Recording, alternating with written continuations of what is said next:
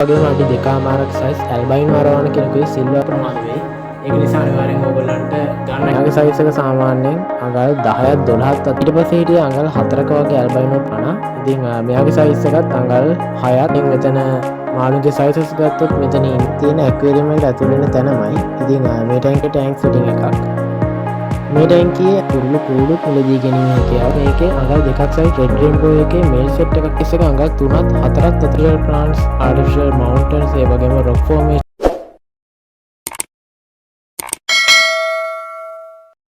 Hey guys, welcome back to my YouTube channel. ඉතින් අද ගන්න තියෙන aquarium tour වීඩියෝ එකක්. වීඩියෝ එකට යන්න කලින් තාම channel එක subscribe කරන්න නැත්නම් අනිවාර්යෙන් කියලා subscribe කරන්න. එහෙනම් අපි වැඩි කතා නැතුව වීඩියෝ එකට යන්න. ඉතින් guys අද ඇවිල්ලා තියෙන්නේ දෙහිවලට. දෙහිවල මිල්ලංකා aquarium එකට තමයි ආවේ. වීඩියෝ එකක් කරන්නම හිතාගෙන ආපු ගමනක් නෙමෙයි.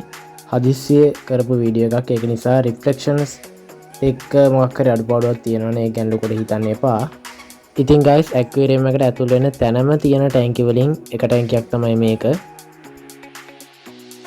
ඉතින් මේ ටැංකියේ ඉන්න මාළු ගැන කතා කරොත් ඕගලන්ට පේනවා අඩි 2ක් සයිස් RTG අරවාන කෙනෙක් ඉන්නවා.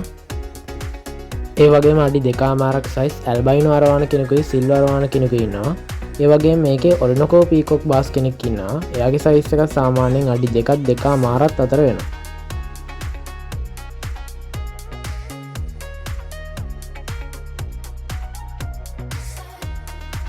ඉතින් ඒ ටැංකියට එහා පැත්තේ තිබ්බ ටැංකිය තමයි මේක.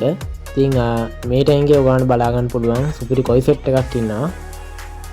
සාමාන්‍යයෙන් මෙතන මාළුගේ සයිසස් ගත්තොත් මෙතන ඉන්නේ අඩියත් අඟල් 6ත් අතර සයිස් එකේ මාළු සෙට් එකක්.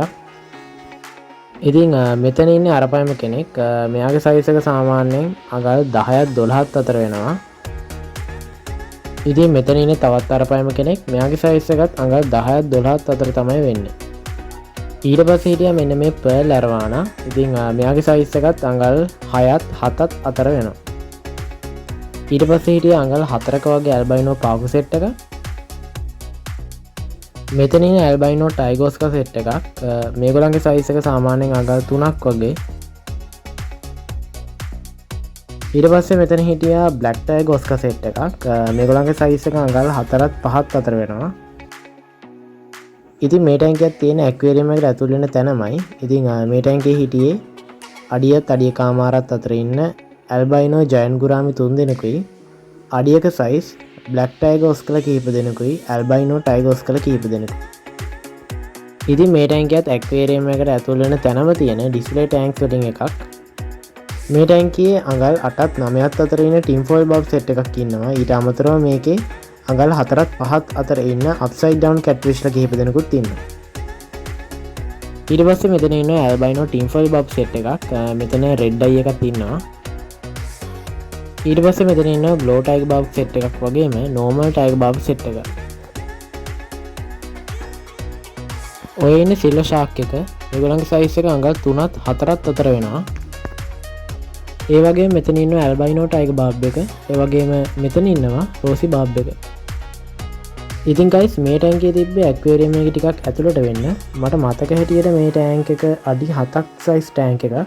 මේකේ ඉන්න මාළු ගැන කතා කරොත් ඉරිඩේෂන් ෂාක් එකේ බ්ලැක් එක හිටියා සයිස් කිහිපයකින් අඩි 2 අඩියකමාර අඩිය. ඒ වගේම අඟල් 8ක් සයිස් වේල් ටේල් බ්ලැක් කාෆ්ලා කිහිප දෙනෙකුයි නෝමල් කාෆ්ලා කිහිප දෙනෙකුත් හිටියා. මේ ටැංකිය ගත්තොත් මේකේ අඟල් 2ක් සයිස් රෙඩ් රේන්බෝ එකේ මේල් සෙට් එකක් ඉන්නවා. ඒ වගේම අඟල් 2.5ක් සයිස් රේන්බෝ ෂාක්ලා කිහිප දෙනෙකුයි බ්ලැක් පෙකෝලා කිහිප දෙනෙකුත් ඉන්නවා. ඊට පස්සේ ඔය ඉන්නේ අඟල් 2.5ක් සයිස් බ්ලැක් ගෝස් ස්නැප් ෆිෂ් කෙනෙක්. මේ ඉන්නේ අඟල් 2.5ක් සයිස් බ්ලූ එකේ වයිට් එකේ යෙලෝ එකේ ගුරාමි සෙට් එකක්. ඒ වගේම අඟල් 2ක් සයිස් මලාවි සෙට් එකක් හිටියා. ඒ වගේම අඟල් 4.5ක් සයිස් සිල්වර් ඩොලර් සෙට් එකකුත් හිටියා. ඇක්වේරියම් එකේ ටෙක්ටර්ලා පැත්තට ගියොත් මෙතන ඉනවා බ්ලැක් ස්කර්ට් ටෙක්ටර් එක. මෙතන ඉන්නේ නෝමල් ග්ලෝ ටෙක්ටර් එක. ඒ වගේම මේගොල්ලෝ ගාව මෙන්න මේ බ්ලැක් නියොන් ටෙක්ටර් සෙට් එකක් හිටියා. ඊට පස්සේ මෙන්න මෙතන හිටියා සර්පි ටෙක්ටර් එකෙන් සෙට් එකක්. ඒ වගේම මේගොල්ලෝ ගාව ක්‍රිස්ටෙලා ටෙක්ටර් එකේ ග්ලෝ සෙට් එකකුත් හිටියා. ඊට පස්සේ මෙන්න මේ සීබ්‍රලා සෙට් එක හිටියා. ඇක්වේරියම් එකේ මොලි පැත්තට ගියොත් මෙන්න මෙතන හිටියා අඟල් 1.5ක් සයිස් ගෝල්ඩ් පැන්ඩා මොලි එක. ඒ වගේම මෙන්න මෙතන හිටියා අඟල් 1.5ක් සයිස් වයිට් මොලි එක.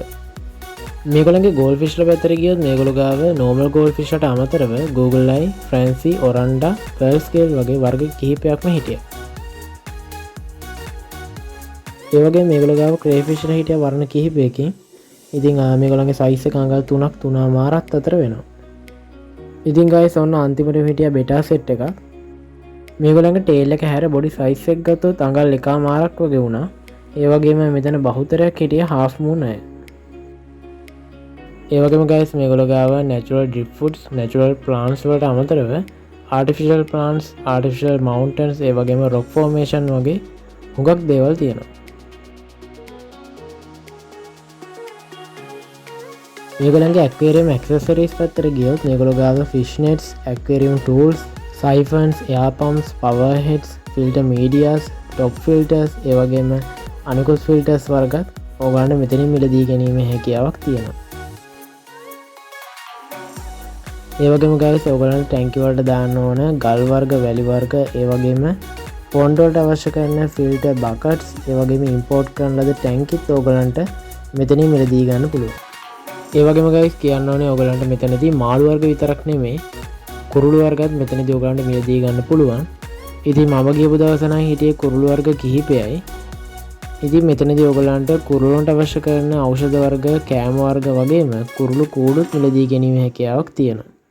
ඉතින් guys අද වීඩියෝ කොහොමද මේ ඉවර වෙන්නේ? මේ වීඩියෝ එකේදී මට මාළුගේ මිල ගණන් දාන්න හැකියාවක් තිබෙන්නේ නැහැ. ඒ වගේම කියන්න ඕනේ මේ වීඩියෝ එක අප්ලෝඩ් කරද්දී ටිකක් ප්‍රමාද වෙයි. ඒක නිසා අනිවාර්යෙන් ඕගොල්ලන්ට ගන්න අයිඩිය එකක් තිබ්බ මාළුවෙක් මේ වීඩියෝ එකේ හිටියනම් අනිවාර්යෙන් ඕගොල්ලෝ ඒගොල්ලන්ව කන්ටැක්ට් කරගන්න. ඉතින් මම මේගොල්ලන්ගේ කන්ටැක්ට් නම්බර් එක, ලොකේෂන් එක පල්ලෙහා ඩිස්ක්‍රිප්ෂන් එකට දාන්නම්.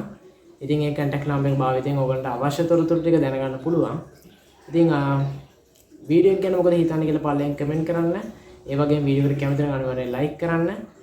ඒ වගේම තාමත් channel එක subscribe කරලා නැත්නම් අනිවාර්යෙන් subscribe කරලා අපිත් එක්ක එකතු වෙන්න. ඉතින් අදට ගිහින් එන්න හැමෝටම සුබ දවසක්.